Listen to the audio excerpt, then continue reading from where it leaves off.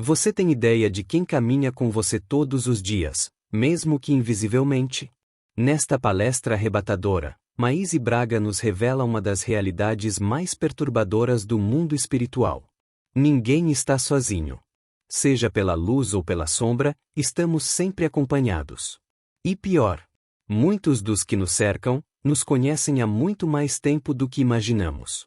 Antigos amores, antigos cúmplices, obsessores que, mesmo após a morte, continuam tentando nos testar, seduzir, arrastar para a queda, só para ver se realmente mudamos. Ela conta casos reais. De espíritos inteligentes que manipulam vidas com precisão. De crianças assediadas por vingança contra os pais. E até de médiuns e oradores perseguidos por entidades que expõem seus erros do passado. Essa não é uma palestra comum. É um alerta. Um espelho espiritual. Descubra se suas dores, confusões e recaídas, realmente são só suas. Ou se há mais alguém influenciando seus passos. Comente. Você já sentiu uma presença invisível te rodeando? Meninos, hoje vamos falar sobre companhias espirituais. Até porque, e fico tão feliz de ver tantos de vocês de máscara, porque na última semana, quase 10 amigos meus que nunca haviam tido Covid, contraíram Covid. Pessoas que se cuidaram ao longo de mais de 2 anos e que inesperadamente se viram com Covid. Então, dizer que passou, não podemos. Máscara, álcool gel e distanciamento das aglomerações, infelizmente, ainda é necessário. Uma amiga me perguntou, quando é que você vai parar de usar máscara? Ninguém mais está usando. Eu falei, mas feliz de quem não precisa usar. Porque quem tem mais de 60 anos, no mínimo, e alguma comorbidade, sem dúvida, precisa. E ela perguntou, quando é que você vai achar que está na hora de tirar? Eu falei, os espíritos vão me dar uma intuição. Eu já falei logo assim, para ver se a pessoa mudava de assunto. Porque é claro que nós desencarnamos de 1000 maneiras, mas não custa nada não ajudar o karma. Se você pode não ajudar o karma, você se cuida para que coisas mais sérias não aconteçam. Um amigo pneumologista me contava essa semana que os hospitais estão cheios, mas que as pessoas chegam lá e dizem, eu só tomei uma dose, eu só tomei 2 doses, eu não tomei a dose de reforço, eu não ligo para isso, eu sempre achei que era mentira, eu só tenho 30 anos. Então, fica difícil, porque nós somos responsáveis por nós e por todas as pessoas à nossa volta. Por isso, é uma felicidade ver que os meninos de sábado, prevenidos, vêm de máscara para que nós possamos continuar nos encontrando e estarmos sempre mais seguros. Embora digam que essa nova cepa dura só uma semana, atinge da garganta para cima, dor de ouvido, dor de cabeça, dor no fundo do olho, mas a gente nunca sabe. Então, prevenir é sempre bom. Há um número enorme de crianças em Brasília com Covid. Não se iludam. Um número enorme, porque, infelizmente, muitos pais não vacinaram os seus filhos. E esses filhos são transmissores para os seus avós, para as pessoas mais velhas da família. Então, responsabilidade, meus amigos, é tudo. Quando Jesus chegou a Gadarra, viu que as portas da cidade estavam fechadas. E alguém lhe aconselhou, a ele e aos discípulos, de entrar por trás, tentando encontrar uma porta aberta. E atrás da cidade, como em todas as cidades, havia um cemitério. Já tinham alertado a Pedro que ali vivia um jovem louco que a própria família havia desprezado. E, quando Jesus vai passar pelo cemitério com os discípulos, o jovem louco salta de um dos túmulos para enfrentar Jesus. O Cristo serenamente pergunta, como te chamas? E a resposta foi, legião, porque somos muitos. E Pedro, apavorado, porque viu que aquele rapaz não tinha só uma entidade sofredora ao seu lado, mas um grupo de almas sofredoras, começou a tentar chamar a atenção do jovem louco para desviar de Jesus. Mas, imediatamente, o jovem louco disse, apontando para o Cristo, ele, eu sei quem é. E tu, quem és? Porque a verdade é que ele não via em Pedro, obviamente, a alma iluminada que era Jesus. Gadarra vivia da economia da venda de porcos. E havia uma infinita alegria dos habitantes em vender os seus porcos na feira. Mas Jesus, percebendo que ele tinha que tirar aquelas entidades do rapaz para libertá-lo, viu que ali, próximo, no meio dos túmulos, havia um grupo grande de pequenos porcos. E então, para livrar o jovem, ele ordena que aquelas entidades sofredoras, que já haviam sugado as energias do rapaz por tanto tempo, se lançassem sobre os porcos. E os porcos, envolvidos naquelas energias pavorosas, de ódio, de tudo que a alma sofredora traz, desesperados, se lançaram no mar. Nem preciso dizer a vocês que Gadarra foi o único lugar onde Jesus jamais entrou. Porque, é claro, o povo da cidade, ao ver o que havia acontecido, embora o jovem estivesse liberto, foi para os muros da cidade e gritavam para Jesus, vai-te embora, porque haviam perdido um pedaço da sua economia, um grupo de porcos que estava no cemitério e que havia se lançado no mar. Tamanha a vibração daquelas entidades. Mas Jesus ordena que as entidades deixassem o jovem para que ele pudesse recuperar a sua razão e a sua emoção. Os amigos espirituais nos lembram que o que nos liga às almas sofredoras ou às almas positivas é sempre o que vai dentro de nós. Eu cheguei a essa casa em 1973. Naquela época, eu tinha 15 anos e a doutrina espírita ainda havia muita coisa a descobrir. Muita coisa os amigos espirituais não haviam psicografado através de Chico Xavier e de outros médiuns. Então se acreditava que a alma sofredora era muito ignorante. Era uma alma que não tinha conhecimento de nada.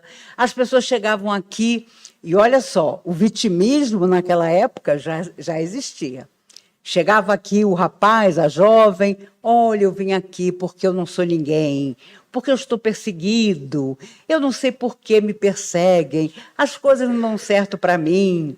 E aí, claro, todo mundo morria de pena, até que começava o tratamento da chamada desobsessão. A pessoa que vivia uma influência espiritual negativa tinha uma obsessão. A gente aprende isso na doutrina espírita.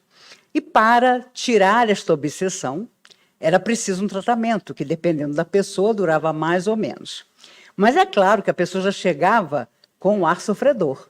Olha, não sei o que foi que eu fiz, porque eu não fiz nada. Mas eu não consigo ter paz, porque essas entidades me perseguem. Certamente são entidades horríveis, são entidades ignorantes. Com o passar do tempo, os amigos espirituais começaram a nos explicar que de ignorantes as almas sofredoras não tinham nada, porque elas nos conheciam de outras vidas. Elas sabiam como manipular a nossa mente, a nossa alma, as nossas emoções. E era como se fôssemos aqueles bonecos marionetes em suas mãos. Elas não tinham culpa disso sozinhas, porque elas estavam ligadas a nós, abraçadas a nós. E já comentei com vocês em outra ocasião, entrou certa vez uma moça com um processo obsessivo muito grave e as entidades sofredoras que se manifestaram caíam as gargalhadas, porque diziam: olha só, ele hoje se fantasia de mulher e acha que nós não íamos encontrá-lo. A ignorância das entidades era uma só. Elas viviam tão grudadas a ele, ela, que não perceberam que uma outra encarnação tinha começado. O homem de ontem era hoje uma jovem encarnada, mas a perseguição continuava.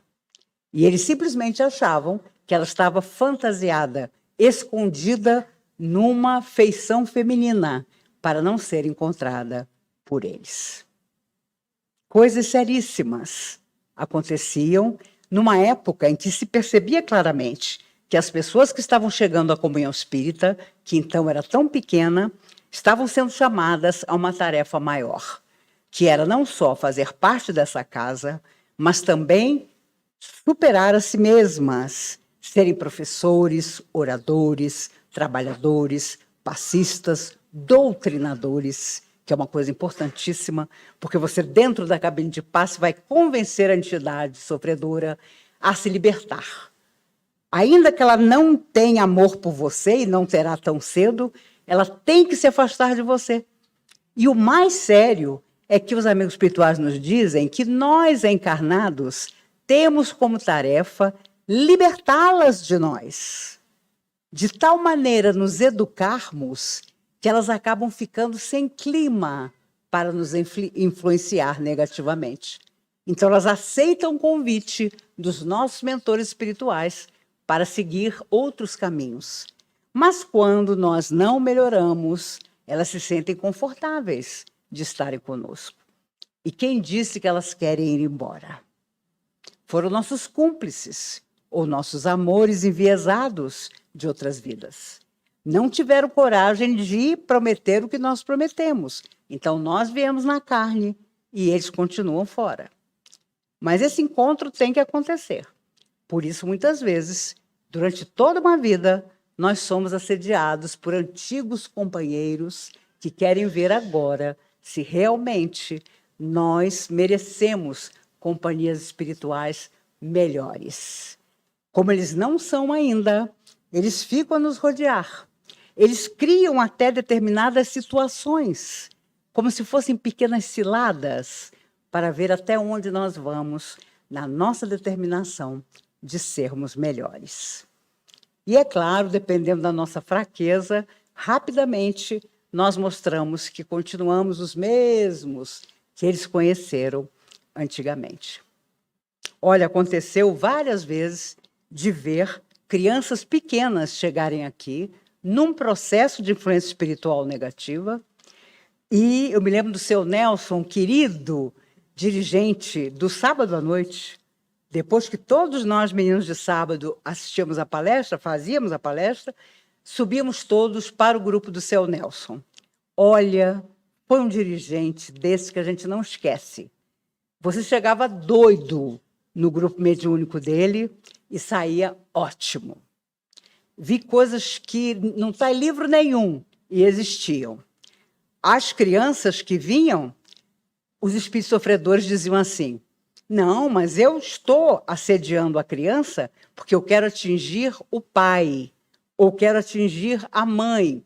E uma vez, era uma trabalhadora, e a menina, a filha, sofrendo demais com influências, e aí o seu Nelson perguntou: meu filho, para a entidade sofredora, por que é que você não assedia o marido dela?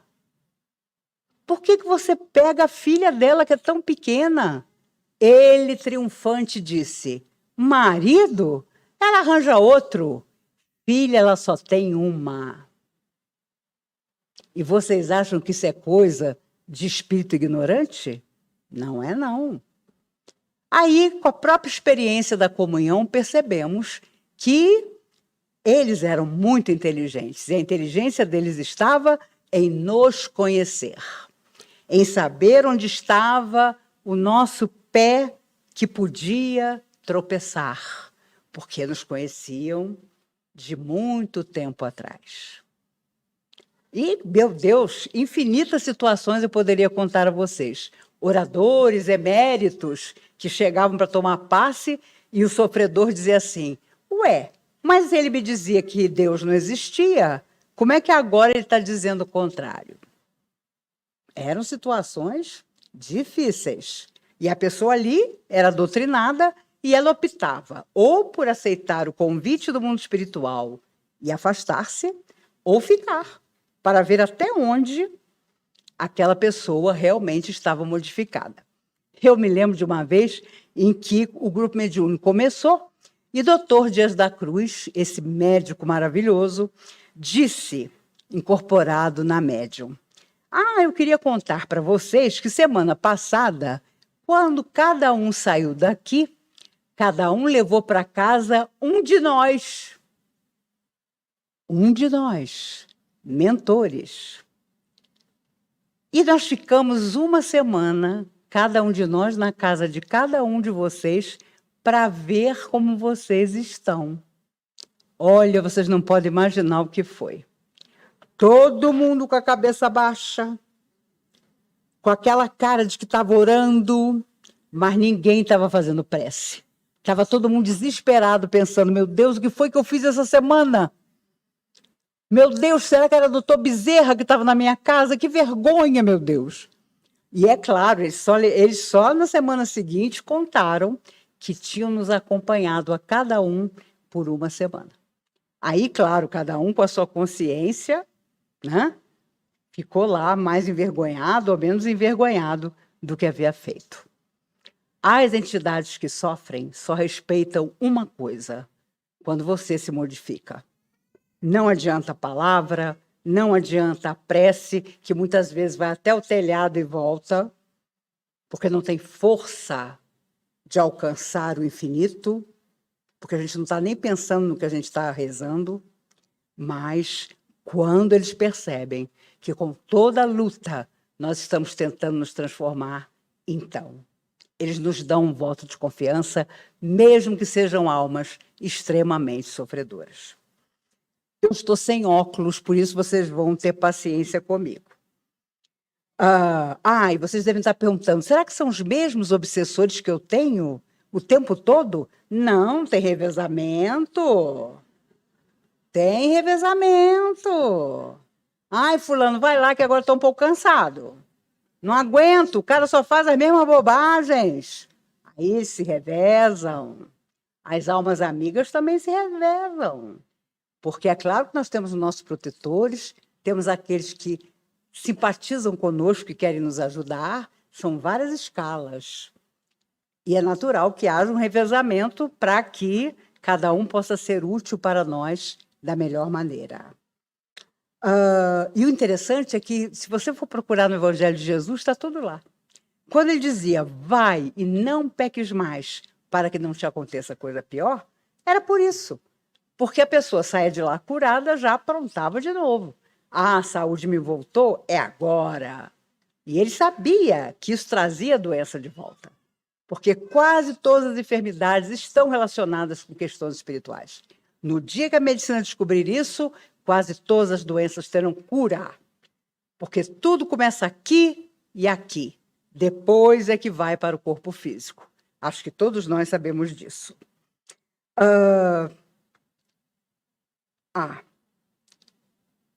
Interessantíssimo momento também que Jesus encontra um pai que diz: Senhor, tem piedade de meu filho, que é louco, porque uma hora cai no fogo, outra hora cai na água. O rapaz era tão obsediado que as entidades sofredoras lançavam sobre ele a sensação do fogo, a sensação gelada do frio, e ele falava sozinho, ele ria, ele se desesperava, e Jesus então toma sua mão, coloca sobre a cabeça do rapaz e ordena que todas aquelas forças perversas desaparecessem. O rapaz cai desmaiado, porque ele era sugado há tempos pelas entidades, mas fica curado. E o pai emocionado, como que aquele rabi conseguira curar o seu filho louco. Quando o pai fala do fogo e da água, ele fala muito bem das sensações que nós temos quando estamos perturbados. Quem já não conheceu alguém assim? Ah, hoje eu estou chateado, estou mole. Ah, e hoje eu estou com uma dor de cabeça que remédio nenhum passa. Ah, hoje eu estou com desânimo, lembrando do que fulano fez para mim há 50 anos atrás. Ah, hoje eu tive uma briga com Beltrano, levantei os mortos da família inteira. Lembrei de coisa que a minha tataravó fez comigo. Pode ter certeza, são energias de luz e sombra lutando dentro de nós. Não duvidemos disso em momento algum. Chico Xavier, certa vez, num momento de muita tristeza e de muitos problemas, fez uma prece de joelhos dentro do seu quarto. E apareceu uma entidade que os nossos irmãos católicos chamariam de demônio, uma entidade chefe de uma falange sofredora. E ele, com aquela voz horrível, disse: "Você me chamou, Chico Xavier?" E aí Emmanuel disse no ouvido do Chico: "Não diga que você não o chamou."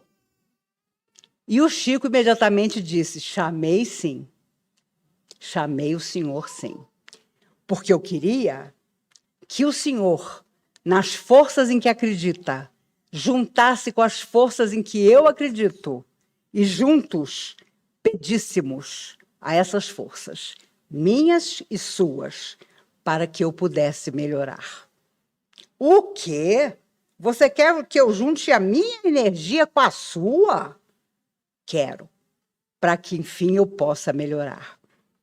O espírito fez um esgar de maldade e disse tranquilamente: Chico Xavier, já tinham me dito que com você era muito difícil." E desapareceu, para nunca mais aparecer de novo. Imagine você fazer uma prece, você dedicar a sua vida ao bem e, de repente, aparecer um espírito daquele perguntando o que você queria com ele. Eu deixava de ser espírita na hora. "Olha, foi um engano, o senhor quer que eu indique o caminho da saída, né? Pode deixar que eu não vou mais rezar." Mas Emmanuel sabiamente disse: "Não diga que você não o chamou, porque a reação de uma entidade como aquela seria muito violenta." Mas ele conseguiu propor à entidade uma dupla energia. E, é claro, a entidade queria dominá-lo e não conseguiu. E, por isso, foi embora. Nas nossas horas difíceis, nós pedimos que as forças do bem estejam conosco, mas nem sempre sintonizamos com essas forças. E são como tomadas que nós precisamos atrair para junto de nós. Se você chegar em casa do seu trabalho com aquela energia que você sabe que não é sua, e nós sabemos, mas sabemos mesmo que naquele dia uma coisa misturou com a nossa. Você vai para debaixo do seu chuveiro, você abre o seu chuveiro, você deixa a água cair muito no seu pescoço, na sua cabeça, nos seus ombros, e peça que tudo vá embora com a água. E vai mesmo. Os amigos espirituais dessa casa sempre nos ensinaram isso. A água é o grande catalisador. Por isso, a água fluidificada para a cura. Por isso, Jesus curava usando a água, para que as pessoas bebessem um pequeno gole. É importante demais que nós possamos nos preservar, nos cuidar. E, pelo amor de Deus, vamos viver com mais alegria. Temos ficado tão amargurados, e eu sei que a vida não está nada fácil. O mundo está violento, todos os dias os meios de comunicação nos mostram coisas terríveis, mas nós precisamos ainda pensar que o dia de amanhã vem perto, que novos caminhos se abrirão. Talvez a minha geração não esteja mais aqui, mas a que vem depois, com certeza. E nós, quando retornarmos, vamos poder ver um novo mundo em que estaremos mais cheios de abnegação pelo nosso semelhante. Não duvidem que todo mundo que está lesando o outro vai pagar. E não vai ser nessa vida, não. Vai ser para frente. Quando eu vejo pessoas que poderiam, por exemplo, nos seus cargos, doar muito às crianças, construindo escolas bonitas, onde as crianças sentissem prazer de estudar e nada fazem, vocês sabem que eu não sou gente. Se eu fosse, não estava reencarnada. Eu fico imaginando essas pessoas reencarnadas, elas num barquinho, atravessando o rio Amazonas, com um caderninho, um lápis sem borracha na ponta, as sucuris passando por cima do barquinho, as onças olhando em volta, e ele indo 3 horas de viagem até chegar na escolinha, resgatando o débito de ter tido poder para que nunca uma escolinha sem giz existisse e nada fez. É aqui mesmo, meus amigos, na Terra que a gente paga. Não é lá no mundo espiritual, não. E a gente implora de joelhos para voltar, sem nada, sem condição nenhuma, para enfim começar a aprender. O que não significa que é só através do sofrimento que se resgata. Porque quando você vê o sofrimento e não diminui, então também não adianta nada. Você é cúmplice disso. Amigos que moram em São Paulo e no Rio de Janeiro me contam que, de tempos para cá, famílias inteiras estão morando na rua. Famílias inteiras. E nós vemos isso na televisão, nos comovemos, quase choramos. Mas fazer o quê? Se quando alguém nos pede ajuda, nós sempre dizemos que estamos muito ocupados com outra coisa. Por isso Jesus afirmava: a cada um segundo suas obras. E como esta é uma vida decisiva, os antigos adversários estão a nos acompanhar, invisíveis aos nossos olhos, para ver se nós realmente estamos cumprindo o que prometemos a mais do que eles. E estamos, enfim, resgatando. Os convites de luz e de sombra, todos os dias nós recebemos. Os que nós vamos aceitar correm por nossa decisão. Seu Erasmo Cravo, um dos fundadores dessa casa, morreu aos 95 anos, há poucos anos.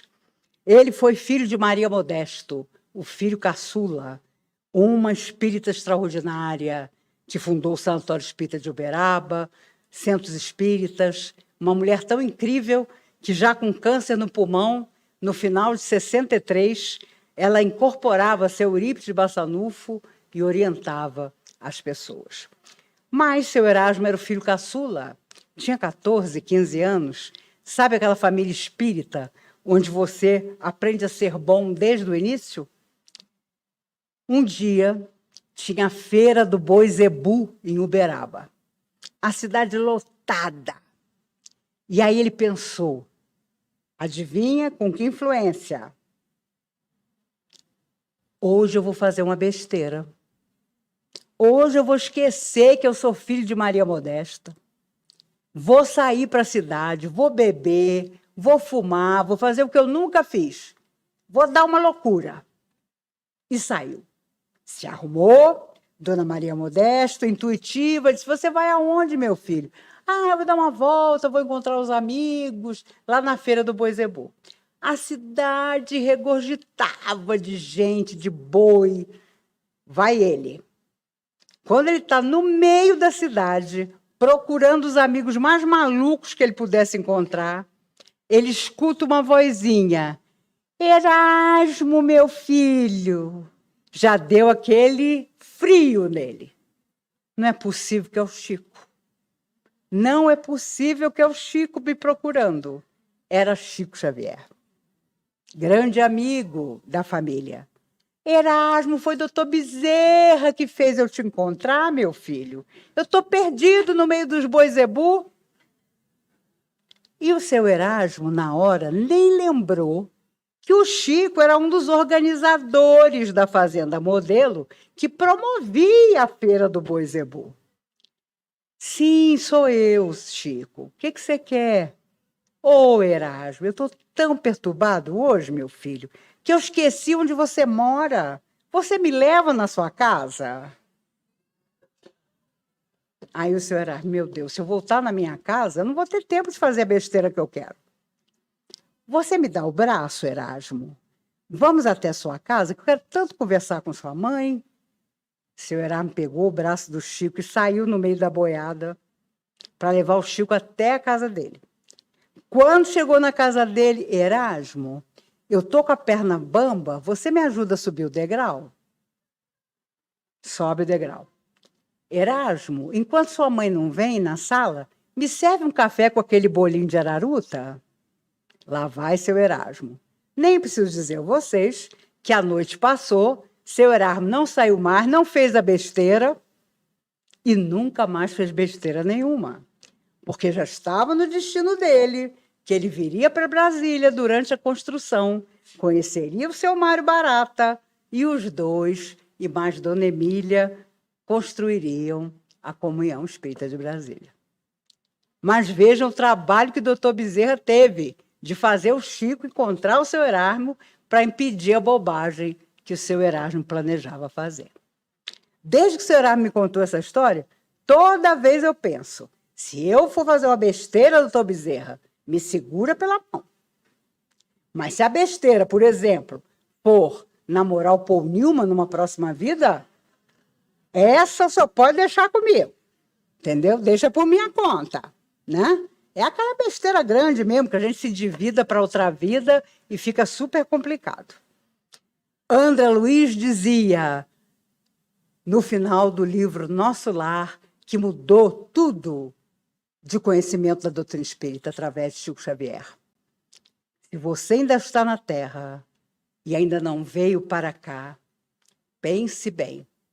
Antes que as portas da chamada morte física se abram para você, estude, aprenda, entenda, se liberte, se prepare. Ele que tinha sido um sanitarista famoso, emérito médico, chegou como um ignorante que nem padioleiro podia ser, porque ignorou as coisas espirituais. Eu sei que os tempos são tremendos, mas, como dizia o Chico, nós somos a mesma humanidade que tornou o mundo assim. Por isso estamos de volta, para consertar. De nossa parte, consertemos pelo menos o nosso pedaço, a nossa família, aqueles com quem temos alguma desavença, peçamos desculpa mesmo quando o outro for culpado. A surpresa do outro, que sabe que foi ele que errou, será grande, porque perceberá que não levamos nada de negativo contra ele em nosso coração. E não duvidemos, o que convence a alma sofredora, que ainda não nos perdoou pelo mal que lhe fizemos em outra vida, é sempre uma nova atitude. Vamos às novas atitudes. Não nos deixemos impregnar quando um amigo, um parente, alguém que amamos, diz que as coisas vão piorar. Eu nunca vi tanta gente dizer para mim, você viu? A vidente fulana disse que Beltrano vai ganhar a eleição, mas vai morrer. Aí eu falei, você se dá o trabalho de me contar isso? Não, o Brasil não tem esse karma todo, não. Uma hora as coisas vão dar certo. Mas perceba, Maíse, que dá sempre errado. As pessoas estão doidas para que as coisas não deem certo. Então, não importa se você vai votar numa árvore. Importa que você vai fazer a sua parte como cidadão. Você vai se importar de verdade com o outro. Por isso, Madre Teresa de Calcutá dizia, quando perguntaram a ela, quem é o Deus da sua religião? E ela respondia, o outro. O outro é o Deus da minha religião. Não importa a religião que tenhamos, e nem que tenhamos religião alguma, importa que no nosso coração nós vamos mostrar às entidades que sofrem e que porventura ainda caminham conosco, que todos nós podemos e devemos e vamos ser melhores, ser diferentes. Se nós não conseguirmos transformar a nós mesmos, elas vão nos sentir transformados e vão em busca de novos rumos. Nós vamos ser recebidos um dia por elas com um pedido de consideração. Olha, eu te persegui, eu estava lá junto de você, mas eu vi que a sua intenção era renovada e aqui estou eu. Não nos deixemos levar por vaidade, por dinheiro, tudo isso passa. Ontem, vendo a mansão destroçada do ex-estilista Clodovil, eu pensei comigo, meu Deus, imagine esse homem vendo hoje o que sobrou da casa que ele tanto adorava. Nada. Olha, nada. Hoje os blogueiros entram lá, arrancam as portas, fazem filme para mostrar nos seus vlogs. Meu Deus, que inutilidade de você ter um amor por uma casa, você construir um palácio e depois tudo vira cinza, você não leva nada. E as pessoas que ficam nem respeitam a sua memória, o sonho que você teve ali um dia. Então, para quê? Para que ficar se iludindo com as coisas da matéria, gente? A matéria vai ficar toda aqui, ainda que você viva 100 anos. Você não vai levar nada. Mas lá, alguém vai perguntar, e aí, meu amigo, que notícias você traz da Terra? Cadê os seus adversários? Você conseguiu transformá-los em amigos? Hoje parece uma bobagem, você é jovem, você é bonitão, você é uma garota, mas esse dia vai chegar. E precisamos nos recordar disso de vez em quando, pelo menos. Amigos, eu tenho uma notícia que vocês vão adorar. Esse ano tem festa junina no nosso lar, dia 10 de julho, para deixar que o Covid passe. No dia 1º, no dia 10 de julho, né? Falei. No dia 2 de julho, estaremos aqui. É o nosso encontro. No dia 9 de julho, véspera da festa, vocês podem vir, porque a partir das 4h30 da tarde, o pessoal do nosso lar vai estar recebendo bolo, torta, porque a barraca das crianças é a barraca dos doces. E os meninos de sábado são sempre aqueles que colaboram. Eu vou abrir um parênteses para dizer que tem muito tempo, tem meses, que eu estou em recuperação dos problemas de saúde que eu tive, e eu não sabia que uma torta estava custando R$100 e tantos. Foi um choque emocional para mim. Porque eu planejava, apesar do meu diabetes, um dia entrar numa confeitaria, enlouquecer e pedir uma torta de chocolate intenso. Mas já não vou, porque eu soube que está tudo pela hora da vida. Então, façam seu bolo simples, porque o que eu quero é que vocês vão à festa e gastem o dinheiro na festa, comendo pastel, comendo cachorro-quente, comendo o brigadeiro da Pati, que é minha irmã, o brigadeiro dela é inesquecível, comendo cachorro-quente. Eu vou ficar numa sala, adivinha fazendo o quê? Porque pelo diabetes eu não posso comer doce. Então, todo ano a minha tarefa é cortar as tortas. Porque eu sou a única de total confiança. É mais do que dinheiro, porque dinheiro eu podia pegar, mas a torta eu não posso. Né? Então, lá estarei eu. Olha, no dia 9, portanto, a partir das 4h30 da tarde, o pessoal vai estar aqui com um carro grande, uma Kombi, para ir pegando o que vocês trouxerem. Não sou eu a oradora do dia 9, eu sou do dia 2 de julho. Mas vou lembrar vocês que no dia 9 a turma vai estar aqui. A cartela, a partir do dia 16 desse mês, aquela cartelinha que a gente compra, que vale R$10, para você não querer, se você não quiser entrar em fila lá na hora da festa, você pode comprar aqui na comunhão, a partir do dia 16 desse mês. Já facilita. Né? Tem gente que gosta de entrar em fila, tem gente que não gosta. Eu queria, acho que falei tudo, falei para vocês não trazerem torta que está muito cara, mas queria lembrar a vocês, como todo ano eu lembro, e foram 2 anos sem festa, então esse ano a gente precisa fazer a festa, né? Que tem sempre aquele momento em que você retorna ao mundo espiritual. E o doutor Bezerra vai olhar a sua ficha. Lá está você, um rapaz generoso. Lá está você, uma jovem promissora, depois uma senhora. E ele vai item por item. E os seus protetores estão ali, observando. Você está ali, entra ou não entra?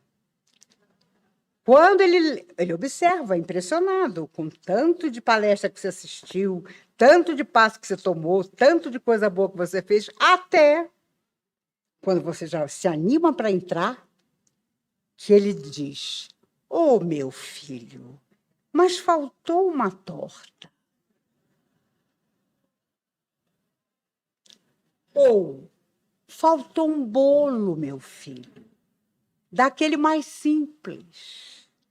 E você apavorado: "Um bolo? Estou vendo aqui que teve uma festa junina e você não contribuiu." Já imaginou você precisar reencarnar por causa de um bolo? Pense nisso. Até o nosso próximo encontro. E é claro, o livre-arbítrio é a vontade livre para fazer o que quiser. Depois que passar a festa junina, se você conseguir dormir, você me conta. Porque você sabe que tem aqueles espíritos que ficam vigiando quem não fez a coisa direito, né? Para encerrar com alegria, eu queria contar a vocês o que eu esqueci de falar da vez passada. Como eu fiquei 5 meses afastada, vocês precisam ver as histórias que chegaram até mim. Que eu tinha feito bariátrica, que não tinha dado certo. O pior é que eu perdi 17 quilos e fiquei pensando assim, quando eu chegar a 17 quilos mais magra, o povo vai dizer: "Tá vendo como ela fez bariátrica?" Não fiz bariátrica. Que eu tinha morrido e a comunhão não tinha coragem de contar. Prometo que no dia que eu morrer, um amigo jornalista vai botar uma notinha que eu nunca mais ia voltar para a comunhão. Vocês acham que alguém que chegou aqui aos 15 anos de idade, aos 64, não ia mais voltar? Mesmo que eu tivesse desencarnado. Eu estaria aqui do lado da Cristina. "Oi, meninos de sábado." Vocês acham que não? Mas olha o que o povo falou. Minha Nossa Senhora. Minha mãe entrou numa confeitaria e a dona da confeitaria disse assim: "Nós estamos orando muito pela Maíse." Aí a minha mãe: "Muito obrigada." Ela fez uma bariátrica que foi um desastre, não é mesmo? A minha mãe queria matar a mulher. Foi uma coisa horrorosa. Eu lembro sempre do Chico. Eu vivo num tempo que não passa nunca, o da consciência tranquila. Vivamos neste tempo, o da consciência tranquila. Você pode fugir de muita coisa na vida, mas não pode fugir das companhias que você mesmo atrai. Maíse encerra com uma frase cortante: "As entidades que nos cercam só se afastam quando percebemos que mudamos." Não adianta teatro. Não adianta orar com os lábios e odiar com o coração. Elas veem além. Elas sentem. E se você continuar vibrando como antes, elas vão continuar ali. Mas se você luta, se você se levanta, se você perdoa quem não pediu perdão, se você ama sem ser amado, elas percebem. E, mesmo na dor, reconhecem sua luz e vão embora. Essa é a revolução espiritual que a Maíse nos convida a viver. Uma vida limpa, transparente, com consciência tranquila. E quando você alcançar isso, mesmo que um espírito do umbral apareça, você poderá dizer, como Chico disse: "Chamei sim. Chamei porque quero juntar a sua força à minha para evoluir." Compartilhe essa mensagem com quem precisa sair da escuridão. Comente o que ficou no seu coração. E se inscreva para continuar essa jornada de despertar.